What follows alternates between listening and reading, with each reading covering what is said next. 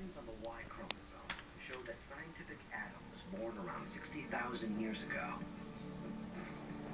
An extraordinary time in human history, a time of crisis. Scientists believe humans were on the brink of extinction. The entire population may have fallen to no more than a couple of thousand. But from this moment of peril, humans begin an astonishing rise. For the first time, art appears. Tools become much more advanced. This new energy and innovation would enable our species to conquer the planet. Something critical had changed in human nature. What triggered it is a puzzle, yet it seems to come just after Adam. Is it a coincidence? I don't know. Maybe it is, but it's also possible that Adam was the one who set in motion these changes. How could one man change his whole species? Wells has a theory. It's cutting edge and highly controversial. He believes Adam may have been the first man with the ability to think as we do. The first truly modern man. If Wells had his way, he'd go back in time to find out. The ancient Hadzabe tribe in Tanzania may offer the next best thing. A window into Adam's world. As people, the Hadzabe are as modern as any of us. But as a society, they've chosen to retain the lifestyle of the earliest modern humans. The Hadzabe have figured out a way to turn local trees into lethal weaponry. The bows are strong, but flexible. Fire straightens the arrow shafts. They look simple, but when they appear, they were revolutionary.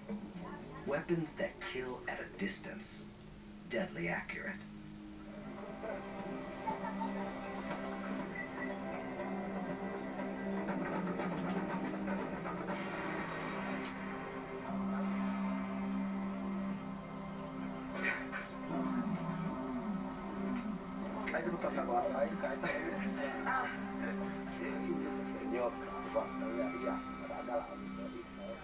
The Hadzabe's hunting techniques work, but they had to be invented, developed by someone. Someone with the insight to go beyond the techniques used by the people before. And Wells believes it may have been Adam himself who first showed this intelligence.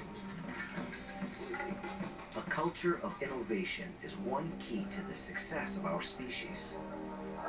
But what amplifies this genius is another unique skill: language. Wells believes Adam may have had a brand new ability to use complex speech. Astonishingly, the Hadzabe could show us how Adam spoke. What? What? What? What? Tisha? Bogo. What? What? Simba. Simba lion. English has around 30 different sounds. Click languages can have over 100. Scientists believe that when humans first began to speak, they may have used clicks like these. We could be listening to Adam himself. Like the bow and arrow, these sounds are simple, but they may point to what gave Adam his revolutionary intelligence. The Hadzabe have allowed us to explore Adam's world. Now Frank Bender can show us what he might have looked like. I picture him very much alive and with a lot of the basic feelings that we have today. Confidence one point, insecurity at another. Finally, Wells comes face to face with the man he's been searching for. A new portrait of the common ancestor of every man today. Adam.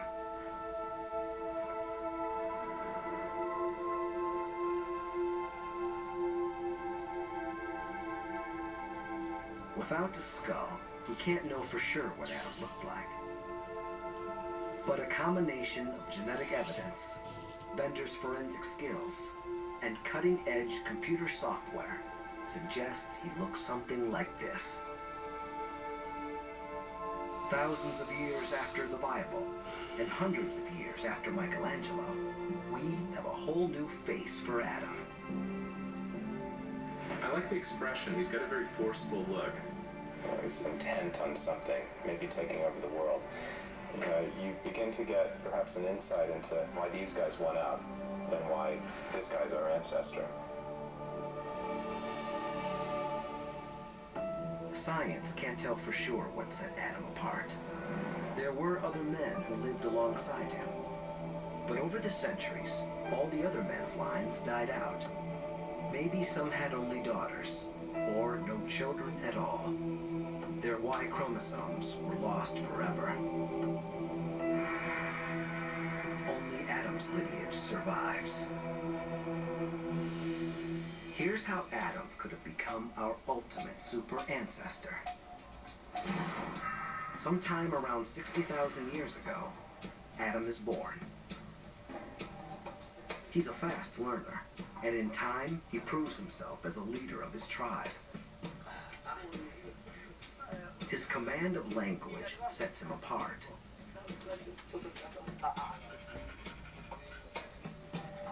Perhaps he invents new and more lethal weapons, or takes charge of the hunts, devising new strategies. He's much better than the other guys at providing for his family and the tribe. And this makes him popular with the ladies. He has more children than the others. His sons inherit not just his smarts, but of course his Y chromosome.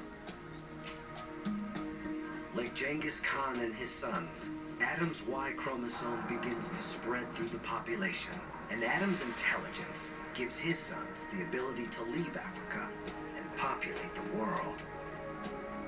Around 50,000 years ago, we start to expand out of Africa. Some populations start to leave around that time, and very rapidly, they reach places as far afield as Australia, perhaps within a couple of thousand years. A couple of thousand years is like the blink of an eye. And Wells can trace it all back to one scientific Adam. This is not the man God creates in the book of Genesis. But now, thousands of years after the Bible was written, science has confirmed the essence of its story. There was one man whose DNA survives in every man on Earth today. His Garden of Eden was likely East Africa. Other humans came before him, but only after him did we become truly modern. Scientific Adam unites all men today. From Bono to Nelson Mandela. From Tiger Woods to David Beckham. From Osama bin Laden to the Dalai Lama. Effectively, we're all members of an extended family. We're all really cousins. And some believe that's the message of Genesis, too. Adam represents all of us, and that's what makes him important. Not Adam individually, but the fact that Adam is every individual. We are all Adam. In finding scientific Adam, the Y chromosome has not just united all men. It has found common ground between the worlds of science